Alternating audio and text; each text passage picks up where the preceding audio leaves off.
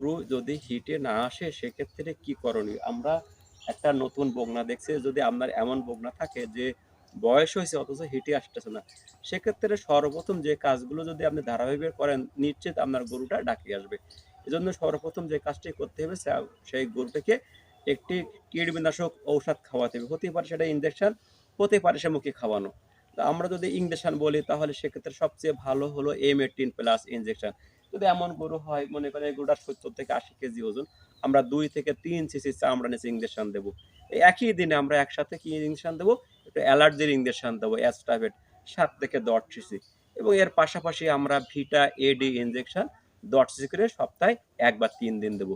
এবং এই গরুটারে আমরা তাহলে কৃমি মুক্ত করে নিলাম এবং কিছু ভিটামিনও দিলাম। এবার একটা লিভার টনিক খাওয়াবো, হিপাফিট, লিভার টনিক। এই এমন গরু যদি হয় তাহলে ২০ থেকে ২৫ মিলি করে ১০০ এমএল লিভার টনিক আমরা ৪ থেকে ৫ দিন খাওয়াবো।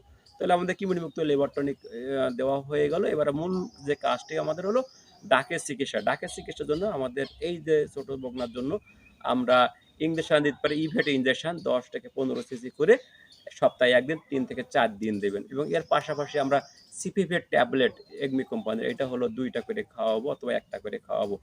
আর একে আমরা ওই যে আগে যেটা বলছিলাম যে ইভেট ইনজেকশনের পাশাপাশি যদি আমরা এডি ইনজেকশন দেই, তাহলে দেখা যাবে অল্প দিনে এই গরুটা ডাকে আসবে। আমাদের ভিডিওটি যদি আপনার ভালো লাগে, জনস্বার্থে একটি লাইক, কমেন্ট, শেয়ার দেবেন। সবাইকে ধন্যবাদ। ধন্যবাদ জানাই আমার